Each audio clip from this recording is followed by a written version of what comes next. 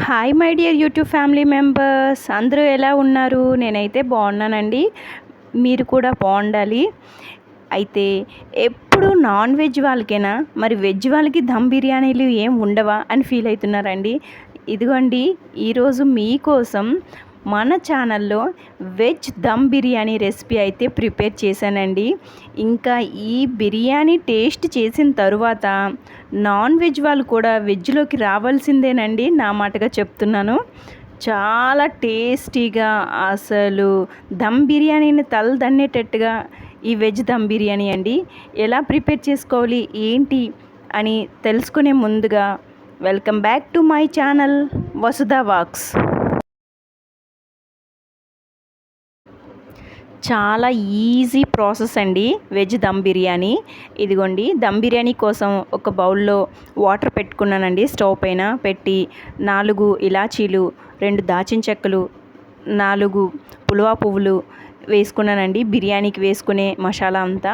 And salt అండి, salt ఉంటే salt, కల్లుప్పు ఉంటే కల్లుప్పు అండి వేసుకోవాలి. And biryani masala 1 table spoon వేసి ఇలా బాగా కలుపుకోవాలండి. వాటర్ని కలిపి స్టవ్ అయితే హై ఫ్లేమ్లో పెట్టాలండి. ఈ టైంలో నెయ్యి ఉంటే ఈ ప్లేస్లో నెయ్యి యాడ్ చేసుకోవచ్చండి. నా దగ్గర నెయ్యి లేదు, సో ఆయిల్ అయితే 2 టేబుల్ స్పూన్ యాడ్ చేసుకున్నానండి. మూత పెట్టి ఇంకో సైడ్ ఏమో ఈ కప్పుతో నేను 3 కప్పుల బాస్మతి రైస్ తీసుకొని కడిగి ప్రక్కన పెట్టుకున్నానండి. ఓ 10 నిమిషాలు నానబెట్టుకున్న తర్వాత ఇలా వాటర్ హీట్ అవుతుందండి, స్టవ్ మీద పెట్టింది. అందులో ఒక పెద్ద సైజు నిమ్మకాయని వాటర్ ఇలా పిండుకోవాలండి. తర్వాత ఒక 2 మినిట్స్ మరలా బాయిల్ అవ్వనివ్వాలి వాటర్. ఇలా బాయిల్ అయ్యేటప్పుడు నానబెట్టి పెట్టుకున్న ఈ బాస్మతి రైస్ని అందులోకి ట్రాన్స్ఫర్ చేసుకోవాలండి. ఇలా కలిపిన తర్వాత ఉప్పు అయితే ఇప్పుడు యాడ్ చేసుకోవాలండి. వాటర్ ఎంత ఉప్పుగా ఉండాలి అంటే సముద్రపు నీళ్ళంత ఉప్పగా ఉండాలండి వాటరు. అప్పుడే పర్ఫెక్ట్గా సెట్ అవుతుంది సాల్ట్. ఇలా ఉప్పు వేసుకున్న తర్వాత సాల్ట్ ఉంటే సాల్ట్, ఉప్పు ఉంటే ఉప్పు అండి. నేనైతే కల్లుప్పు యూజ్ చేస్తున్నాను. ఇలా ఉప్పు టేస్ట్ చేసుకున్న తరువాత మళ్ళీ మూత పెట్టి ఒక పొంగు రానివ్వాలండి రైస్ అయితే. ఈ రైస్ మొత్తం 70% ఉడకనివ్వాలండి, మరీ మెత్తగా కూడా ఉడకకూడదు. ఇది ఉడికేలోగా ఈ వెజ్ దమ్ బిర్యానీ ప్రిపేర్ చేసుకోవడానికి కావలసిన వెజిటేబుల్స్ అయితే మనం రెడీ చేసుకుందామండి.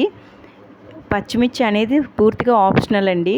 ఇగోండి, ఒక పెద్ద సైజు పొటాటో, ఒక పెద్ద సైజు క్యారెట్, అండ్ బీన్స్ ఉంటే బీన్స్ యాడ్ చేసుకోవచ్చు, క్యాప్సికమ్ యాడ్ చేసుకోవచ్చు, కాలీఫ్లవర్ యాడ్ చేసుకోవచ్చు అండి. అవి నా దగ్గర లేవు, ఉన్న వాటితో చేసి చూపిస్తున్నాను.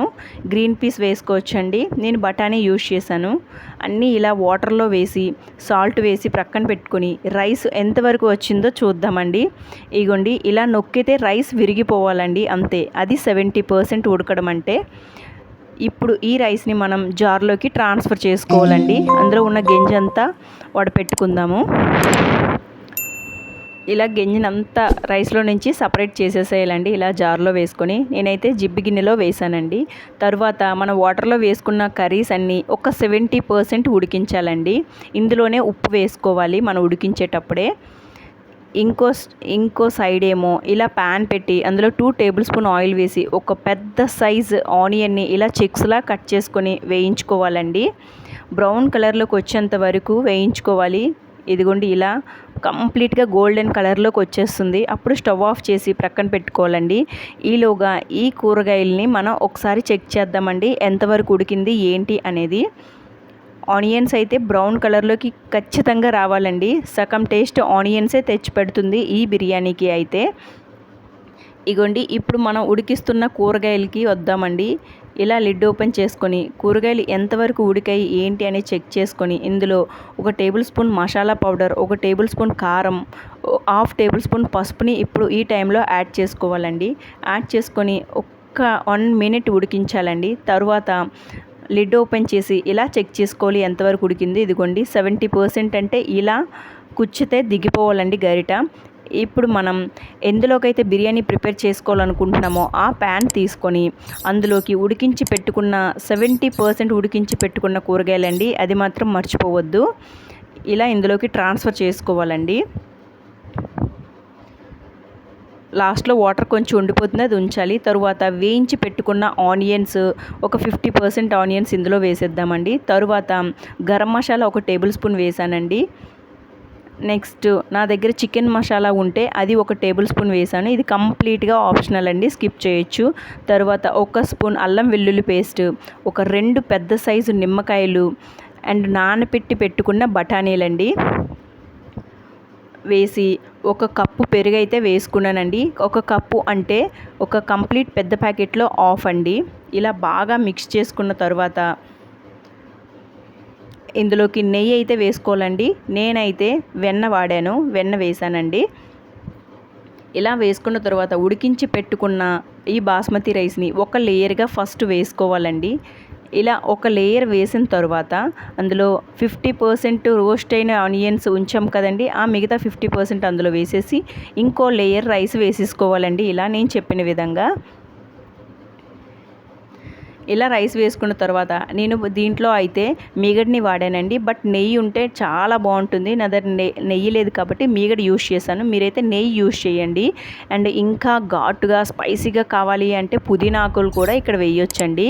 అండ్ వేయించి పెట్టుకున్న జీడిపప్పు అండి, ఇది కూడా స్కిప్ చేయొచ్చు, ఉంటే వేసుకోవచ్చండి, ఆప్షనల్.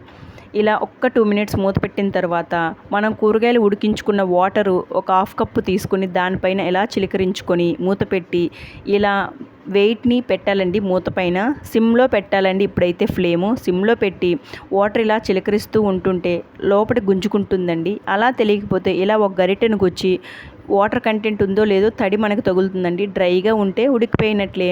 ఇలా మరలా సేమ్ వెయిట్ని దానిపైన పెట్టి స్టవ్ ఆఫ్ చేసి 1-2 మినిట్స్ ప్రక్కన పెట్టుకోవాలి. అంతే, ఎంతో tasty and spicy yummy vegetable dum biryani ready. ఎంతో ఈజీగా చేసుకోవచ్చండి, ఇంట్లో ఉన్న వాటితోటే. అసలు ఈ బిర్యానీ వేసి ప్లేట్ చేతికిస్తే తినను అనేవాళ్ళు అసలు ఉండరండి, అంత బాగుంటుంది ఈ బిర్యానీ. సో మీరు కూడా ఈ బిర్యానీని ఇంట్లో ట్రై చేసి ఎలా వచ్చిందో నాకు కామెంట్ చేయండి. అండ్ నా వీడియో కనుక నచ్చితే లైక్ చేయండి అండ్ షేర్ చేయండి. Thanks for watching and enjoy the taste. Thank you. Bye bye.